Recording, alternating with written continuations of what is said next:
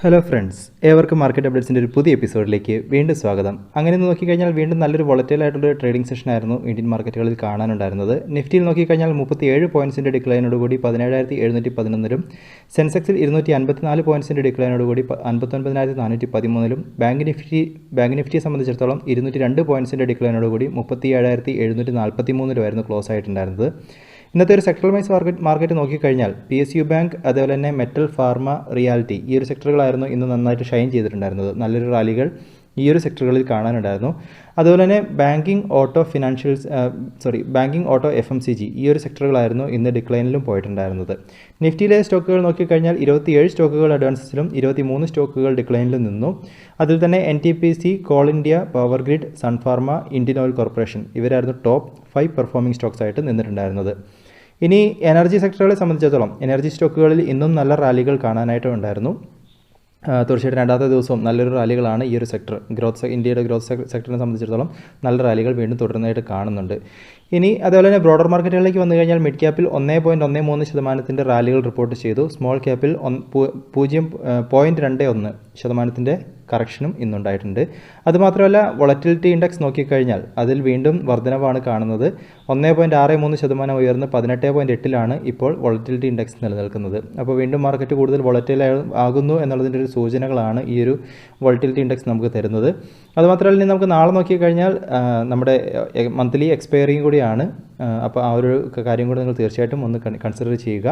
ഇനി നിഫ്റ്റിയുടെ ഒരു ഡെയിലി ചാർട്ടിലേക്ക് വന്നു കഴിഞ്ഞാൽ ഇന്നൊരു ഗ്യാപ്പ് ഡൗൺ സ്റ്റാർട്ടിംഗ് ആയിരുന്നു. പ്രധാനമായിട്ടും ഗ്ലോബൽ മാർക്കറ്റിൻ്റെ ഒരു ട്രെൻഡിനെ ഫോളോ ചെയ്തുകൊണ്ടുള്ളൊരു ഗ്യാപ്പ് ഡൗൺ സ്റ്റാർട്ടായിരുന്നു. എന്നിരുന്നാലും ഇന്നത്തെ ഡെയിലി ലോയിൽ നിന്നൊക്കെ വീണ്ടും മാർക്കറ്റ് റിക്കവർ ചെയ്ത് ചെറിയൊരു ബുള്ളിഷ് ക്യാൻഡിൽ പ്ലോട്ട് ചെയ്തുകൊണ്ടാണ് നിഫ്റ്റി ഇന്ന് ക്ലോസ് ചെയ്തിട്ടുള്ളത്. അപ്പോൾ ഇന്ന് ഗ്ലോബൽ മാർക്കറ്റുകളെ സംബന്ധിച്ചിടത്തോളം ഇപ്പോൾ ക്രൂഡ് ഓയിലിൻ്റെ പ്രൈസിലുള്ള വർധനവുകൾ, അതേപോലെ തന്നെ US ട്രഷറി ബോണ്ട് വരുമാനത്തിലുള്ള വർധനവുകൾ, ഈ ഒരു ഡാറ്റയൊക്കെ ഗ്ലോബൽ മാർക്കറ്റിൽ ഒരു പാനിക് സിറ്റുവേഷൻ ക്രിയേറ്റ് ചെയ്തിരുന്നു. ഒരു കറക്ഷനാണ് ഗ്ലോബൽ മാർക്കറ്റുകളിൽ പോയിട്ടുണ്ടായിരുന്നത്. എന്നിരുന്നാലും ഇന്ന് ആ ഒരു അതിനോട് ചേർന്നുകൊണ്ടുള്ള ഒരു ഗ്യാപ്പ് ഡൗൺ സ്റ്റാർട്ടിന് ശേഷം ഒരു ചെറിയൊരു ബുള്ളിഷ് ക്യാൻഡിൽ പ്ലോട്ട് ചെയ്തുകൊണ്ട് നിഫ്റ്റി ഒന്ന് തിരിച്ചു വരാനുള്ള ശ്രമങ്ങൾ നടത്തുന്നുണ്ട്. അതുമാത്രമല്ല, നമ്മൾ പറഞ്ഞ ഒരു ട്രെൻഡ് ലൈൻ സപ്പോർട്ട് നല്ല ക്ലിയർ ആയിട്ട് ആ ഒരു സപ്പോർട്ട് എടുത്തുകൊണ്ടാണ് നിഫ്റ്റി ഇപ്പം മുമ്പോട്ട് പോയിക്കൊണ്ടിരിക്കുന്നത്. അതുകൊണ്ട് തന്നെ ഇത് നമുക്ക് ഒരു ഷോർട്ട് ടൈമിലേക്കുള്ളൊരു കറക്ഷൻ മാത്രമായിട്ടൊന്ന് കൺസിഡർ ചെയ്തുകൊണ്ട് വീണ്ടും ഇനി നിഫ്റ്റിയിൽ ഒരു തിരിച്ചു വരാനുള്ള സാധ്യതകൾ നമുക്ക് വരും ദിവസങ്ങളിൽ പ്രതീക്ഷിക്കാം. ഇനി നമുക്ക് വരും ദിവസങ്ങളിൽ നിഫ്റ്റി ഈ ഒരു ക്യാൻഡിലിൻ്റെ ഹൈ 17,775-80 റേഞ്ചിനൊക്കെ ബ്രേക്ക് ചെയ്ത് കഴിഞ്ഞാൽ 17,950 എന്നുള്ളൊരു റേഞ്ചാണ്, ഓൾ ടൈം ഹൈ ആണ് റെസിസ്റ്റൻസ് സോൺസ് ആയിട്ട് ഉണ്ടാവുക. അപ്പോൾ അത് ക്രോസ് ചെയ്ത് കഴിഞ്ഞാൽ നമുക്ക് 18,000 എന്നുള്ളൊരു മാർക്കിലേക്കുള്ള റാലികൾ നമുക്ക് നിഫ്റ്റിയിൽ ഈസി ആയിട്ട് പ്രതീക്ഷിക്കുകയും ചെയ്യാം. അപ്പോൾ എന്തായാലും ഷോർട്ട് ടൈം ട്രെൻഡുകളൊക്കെ നിഫ്റ്റിയിൽ വീണ്ടും ബുള്ളിഷായിട്ട് തന്നെയാണ് നിലനിൽക്കുന്നത്. ഈ ഒരു ട്രെൻഡ് ലൈൻ സപ്പോർട്ട് തീർച്ചയായിട്ടും നിങ്ങളും ഒന്ന് ട്രാക്ക് ചെയ്യുക. അപ്പോൾ നമുക്ക് വരും ദിവസങ്ങളിൽ എന്തായാലും ഗ്ലോബൽ മാർക്കറ്റുകളോട് തന്നെ വീണ്ടും ഇന്ത്യൻ മാർക്കറ്റും പ്രതികരിക്കാനുള്ള ഒരു സാധ്യതകൾ നമ്മൾക്ക് പ്രതീക്ഷിക്കാം. ഇനി ബാങ്ക് നിഫ്റ്റിയിലേക്ക് വന്നു കഴിഞ്ഞാൽ അവിടെയും ചെറിയൊരു ബുള്ളിഷ് ക്യാൻഡിൽ പ്ലോട്ട് ചെയ്തുകൊണ്ടാണ് ഇന്ന് ബാങ്ക് നിഫ്റ്റിയും ക്ലോസ് ചെയ്തിട്ടുള്ളത്. ബാങ്ക് നിഫ്റ്റിയെ സംബന്ധിച്ചിടത്തോളം 38,300 റേഞ്ചുകൾ ഇനി വരും ദിവസങ്ങളിൽ ഒരു റിവേഴ്സൽ ഉണ്ടായാൽ 37,915 ബ്രേക്ക് ചെയ്ത് മുകളിലേക്ക് വന്നു കഴിഞ്ഞാൽ 38,300 റേഞ്ചുകളായിരിക്കും ഒരു റെസിസ്റ്റൻസ് സോൺസ് ആയിട്ട് ബാങ്ക് നിഫ്റ്റിക്ക് ഇപ്പോൾ നിലനിൽക്കുക. ബാങ്ക് നിഫ്റ്റിയിൽ നോക്കിക്കഴിഞ്ഞാൽ സ്റ്റോക്കുകൾ ബലാബലത്തിലാണ് നിലനിൽക്കുന്നത്. 6 സ്റ്റോക്കുകൾ അഡ്വാൻസസിലും 6 എണ്ണം ഡിക്ലൈനിങ് മോഡിലും നിലനിൽക്കുന്നു. റിയാലിറ്റി സെക്ടറിനെ സംബന്ധിച്ചിടത്തോളം ഇന്നൊരു ബുള്ളിഷ് ക്യാൻഡിൽ പ്ലോട്ട് ചെയ്തിട്ടുണ്ട്. ഈ ഒരു റേഞ്ചിൽ കൺസോളിഡേഷൻ നടക്കുന്നത് പോലെ ബാങ്ക് നിഫ്റ്റിയിൽ കാണുന്നു.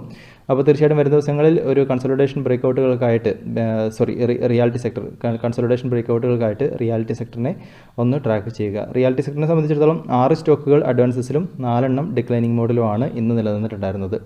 ഓട്ടോ സെക്ടറിൽ ഇന്നൊരു പ്രോഫിറ്റ് ബുക്കിംഗ് ആയിരുന്നു. എന്നിരുന്നാലും ഒരു ഇൻഡിസിസീവ് ആയിട്ടുള്ളൊരു പാറ്റേൺ ഫോർമേഷൻ, ഒരു പക്ഷേ ഒരു റിവേഴ്സലിനൊരു സാധ്യതകൾ ബാങ്ക് നിഫ്റ്റിയിൽ കാണുന്നുണ്ട്. ഒരു ബലാബലത്തിലാണ് ബിയേഴ്സും ബുൾസും ഒക്കെ നിലനിൽക്കുന്നത്. ഓട്ടോ സെക്ടറിനെ സംബന്ധിച്ചിടത്തോളം ആകപ്പാടെ 5 സ്റ്റോക്കുകളാണ് ഇന്ന് അഡ്വാൻസസിലുണ്ടായിരുന്നത്. 10 സ്റ്റോക്കുകൾ ഡിക്ലൈനിങ് മോഡിൽ പോയിട്ടുണ്ടായിരുന്നു. ഒരു അഡ്വാൻസസ് ഡിക്ലൈൻസ് റേഷ്യോ നെഗറ്റീവിലാണ് ഇപ്പോഴും നിലനിൽക്കുന്നത്. എന്നിരുന്നാലും ഈ ഒരു റേഞ്ചിൽ ഓട്ടോ സെക്ടറിൽ നിലനിൽക്കാൻ ശ്രമിക്കുന്നതായിട്ടും കാണുന്നുണ്ട്. IT സെക്ടറിൽ വീണ്ടും ഒരു ചെറിയൊരു ബുള്ളിഷ് ക്യാൻഡിൽ ഇന്ന് പ്ലോട്ട് ചെയ്തിട്ടുണ്ട്. അതുമാത്രമല്ല, ഇതിൻ്റെ ഒരു സപ്പോർട്ട് 34,500 റേഞ്ചിലൊരു സപ്പോർട്ടിനടുത്ത് ഒരു റിവേഴ്സലിനായിട്ട് IT സെക്ടർ ശ്രമിക്കുന്നതായിട്ട് കാണുന്നു. IT സെക്ടറിൽ നോക്കിക്കഴിഞ്ഞാൽ ഇന്ന് 6 സ്റ്റോക്കുകൾ അഡ്വാൻസസിലുണ്ടായിരുന്നു. 4 സ്റ്റോക്കുകളാണ് ഇന്ന് ആകപ്പാടെ ഡിക്ലൈനിങ് മോഡിൽ പോയത്. അതുകൊണ്ട് തന്നെ ഈ ഒരു സപ്പോർട്ടിനെ IT സെക്ടറിന് പിടിച്ചു നിർത്താൻ സാധിക്കുകയാണ് എങ്കിൽ നമുക്കൊരു റിവേഴ്സൽ IT സെക്ടറുകളിൽ വീണ്ടും ഒരു ബുള്ളിഷ് റിവേഴ്സലിനുള്ള സാധ്യതകൾ നമുക്ക് IT സെക്ടറുകളിൽ പ്രതീക്ഷിക്കാം. മെറ്റൽ സെക്ടറുകളെ സംബന്ധിച്ചിടത്തോളം ഈ ഒരു കഴിഞ്ഞ ദിവസം നമ്മൾ പറഞ്ഞതായിരുന്നു ഒരു കൺസോളിഡേഷൻ നടന്നുകൊണ്ടിരിക്കുന്നു എന്നുള്ളത്. അതുകൊണ്ട് തന്നെ കൺസോളിഡേഷൻ്റെ ഒരു ബ്രേക്ക്ഔട്ടുകൾ ഇന്ന് മെറ്റൽ സെക്ടറുകളിൽ നടന്നിട്ടുണ്ട്. ഇന്നത്തെ ഒരു ടോപ്പ് പെർഫോമിംഗ് സെക്ടറായിട്ടും ഇന്ന് മെറ്റൽ സെക്ടർ വന്നിട്ടുണ്ടായിരുന്നു. 11 സ്റ്റോക്കുകളാണ് മെറ്റൽ സെക്ടറിൽ ഇന്ന് അഡ്വാൻസസിലുണ്ടായിരുന്നത്. 4 സ്റ്റോക്കുകൾ ഡിക്ലൈനിൽ പോയിട്ടുണ്ടായിരുന്നുള്ളൂ. അതുകൊണ്ട് തന്നെ ഇനി ഇപ്പോൾ ഒരു ഗ്യാപ്പ് ഫില്ലിംഗ് ഒക്കെ നടക്കുന്നതായിട്ട് കാണുന്നു. അപ്പോൾ ഈ ഒരു കൺസോളിഡേഷൻ ബ്രേക്ക്ഔട്ടുകളും നടന്നതുകൊണ്ട് ഇനി ഒരു റാലിക്കുള്ളൊരു സാധ്യതകൾ നമുക്ക് മെറ്റൽ സെക്ടറിൽ നിലനിൽക്കാം. എന്നിരുന്നാലും ചൈനയിൽ നിന്നുള്ള വാർത്തകൾ ഈ ഒരു മെറ്റൽ സെക്ടറിനെ സംബന്ധിച്ചിടത്തോളം തീർച്ചയായിട്ടും നമ്മൾ വാച്ച് ചെയ്തുകൊണ്ടിരിക്കണം. കാരണം എവർഗ്രാൻഡ് പ്രതിസന്ധിയും അതുപോലെ മെറ്റൽ പോളിസികളും ഒക്കെ തീർച്ചയായിട്ടും നമ്മൾ ഈ ഒരു മെറ്റൽ സെക്ടറിനെ കൺസിഡർ ചെയ്യുമ്പോൾ ചൈനയിൽ നിന്നുള്ള വാർത്തകളൊക്കെ തീർച്ചയായിട്ടും ഒന്ന് ട്രാക്ക് ചെയ്യുന്ന കാര്യം ശ്രദ്ധിക്കുക. ഇനി FMCGയിലേക്ക് വന്നു കഴിഞ്ഞാൽ അവിടെ ഇന്നും ഒരു നല്ലൊരു പ്രോഫിറ്റ് ബുക്കിംഗ് ഉണ്ടായിട്ടുണ്ട്. എന്നിരുന്നാലും ഒരു ഇൻവേർട്ടഡ് ഹാമർ കണക്കിനുള്ള ഒരു പാറ്റേൺ ഫോർമേഷൻ FMCGയിൽ ഇന്ന് കാണുന്നുണ്ട്. ഒരുപക്ഷെ ഒരു റിവേഴ്സലിനുള്ള ശ്രമങ്ങൾ FMCGയിൽ നടക്കുന്നതായിട്ട് കാണുന്നു. FMCGയെ സംബന്ധിച്ചിടത്തോളം എന്നിരുന്നാലും അഡ്വാൻസസ് ഡിക്ലൈൻസ് റേഷ്യോ നെഗറ്റീവിലാണ് ഇനിയും കാണുന്നത്. 5 സ്റ്റോക്കുകളാണ് അഡ്വാൻസസിലുണ്ടായിരുന്നത്. ബാക്കി 10 സ്റ്റോക്കുകൾ ഡിക്ലൈനിങ് മോഡിലാണ് പോയത്. ഫാർമ സെക്ടറിനെ സംബന്ധിച്ചിടത്തോളം അവിടെ 9 സ്റ്റോക്കുകളിൽ നിന്ന് അഡ്വാൻസസിൽ വന്നു. ഒരു സ്റ്റോക്കാണ് ആകപ്പാടെ ഡിക്ലൈനിൽ പോയിട്ടുണ്ടായിരുന്നത്. ഒരു ട്രെൻഡ് റിവേഴ്സൽ പോലെ വീണ്ടും കാണുന്നു. എന്നിരുന്നാലും ഈ ഒരു റേഞ്ചുകൾ ഏകദേശം 14,555 റേഞ്ചുകളൊക്കെ ഒരു റെസിസ്റ്റൻസ് ആയിട്ടാണ് ഇപ്പോൾ ഫാർമയ്ക്ക് കാണുന്നത്. ഇനി അതുപോലെ മീഡിയയിലേക്ക് വന്നു കഴിഞ്ഞാൽ അവിടെ ഇന്ന് 6 സ്റ്റോക്കുകൾ അഡ്വാൻസസിലുണ്ടായിരുന്നു. 4 സ്റ്റോക്കുകളാണ് ഡിക്ലൈനിൽ പോയിട്ടുണ്ടായിരുന്നത്.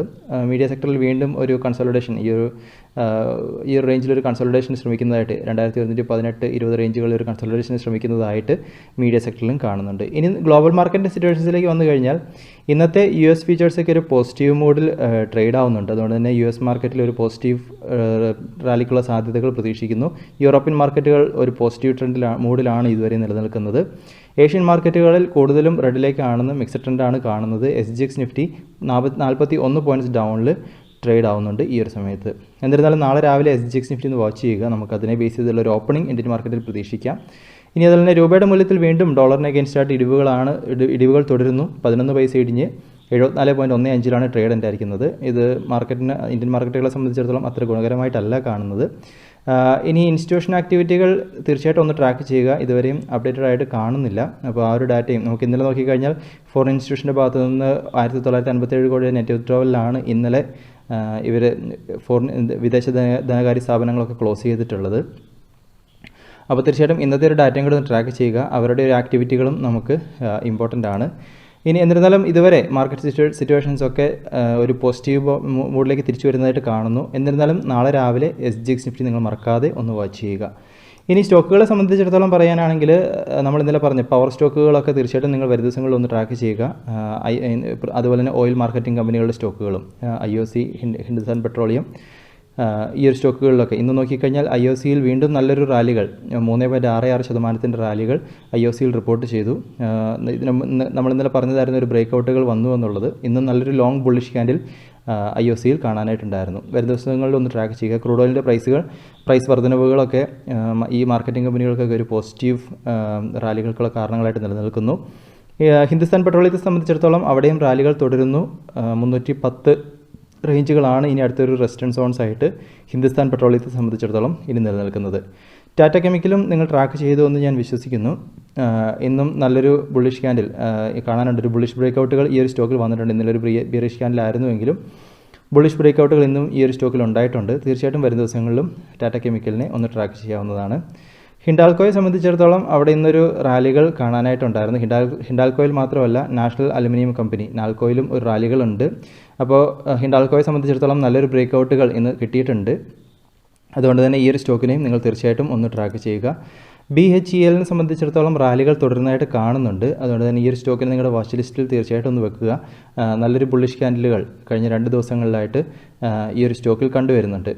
അപ്പോൾ ഒരു ലോയിൽ പോയതിന് ശേഷം നല്ല 2 ബുള്ളിഷ് ക്യാൻഡിൽ ഈ സ്റ്റോക്കിൽ വരുന്ന വോളിയത്തിൽ നല്ലൊരു റൈസുകൾ കാണുന്നുണ്ട്. തീർച്ചയായിട്ടും നിങ്ങളുടെ ട്രാക്കിങ്ങിൽ ഈ ഒരു സ്റ്റോക്കിനെയും വെക്കുക. ലോങ് ടൈമിലേക്ക് നോക്കുകയാണെങ്കിൽ ടൈറ്റാൻ്റെ സ്റ്റോക്കിൽ നല്ലൊരു ചാർട്ടായിട്ടാണ് കാണുന്നത്. അനലിസ്റ്റുകളൊക്കെ ഈ ഒരു സ്റ്റോക്കിനെ സംബന്ധിച്ചിടത്തോളം ബൈ റേറ്റിംഗ് ഒക്കെ കൊടുക്കുന്നുണ്ട്, ബൈ ടാർഗറ്റ് ഒക്കെ കൊടുക്കുന്നുണ്ട്. ചാർട്ട് നോക്കിക്കഴിഞ്ഞാൽ നല്ലൊരു ചാർട്ടായിട്ടാണ് കാണുന്നത്. തീർച്ചയായിട്ടും നിങ്ങളുടെ ഒരു വാച്ച് ലിസ്റ്റിൽ ഈ ഒരു സ്റ്റോക്കിനെ നിങ്ങൾ ട്രാക്ക് ചെയ്യുന്നില്ല എന്നുണ്ടെങ്കിൽ ഒന്ന് ട്രാക്ക് ചെയ്യുക. ഫെസ്റ്റിവൽ സീസണുകളിലൊക്കെ ഒരു സെയിൽസിനുള്ള സാധ്യതകളും ഈ ഒരു സ്റ്റോക്കിനെ സംബന്ധിച്ചിടത്തോളം നിലനിൽക്കുന്നുണ്ട്. ബ്രേക്കൗട്ടുകൾക്കായിട്ട് തീർച്ചയായിട്ടും ഈ ഒരു സ്റ്റോക്കിനെ ഒന്ന് വാച്ച് ചെയ്യുക.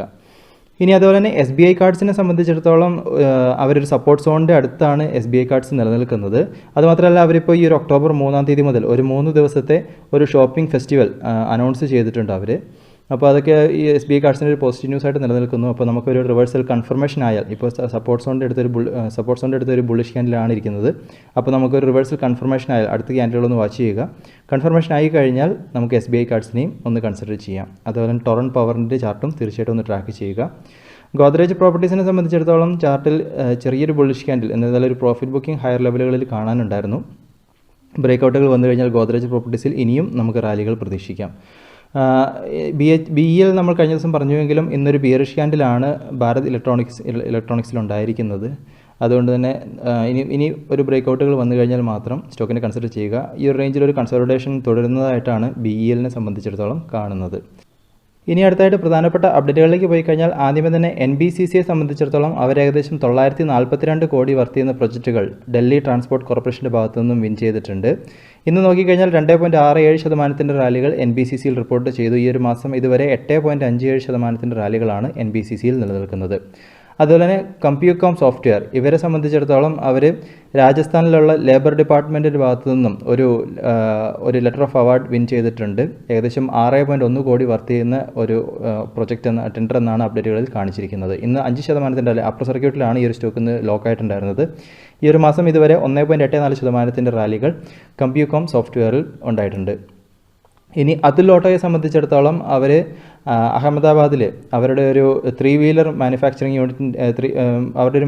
യൂണിറ്റിൽ 3 വീലേഴ്സിൻ്റെ കൊമേഴ്ഷ്യൽ പ്രൊഡക്ഷൻ സെപ്റ്റംബർ 27-ാം തീയതി മിനിയാന്ന് മുതൽ ആരംഭിച്ചിരിക്കുന്നു എന്നൊരു അപ്ഡേറ്റുകൾ കാണിച്ചിട്ടുണ്ടായിരുന്നു. ഇന്ന് 0.87% റാലികൾ അതുൽ ഓട്ടോയിൽ ഉണ്ടായിട്ടുണ്ട്. ഈ ഒരു മാസം ഇതുവരെ 10.75% റാലികളാണ് അതുൽ ഓട്ടോയിൽ റിപ്പോർട്ട് ചെയ്തിരിക്കുന്നത്.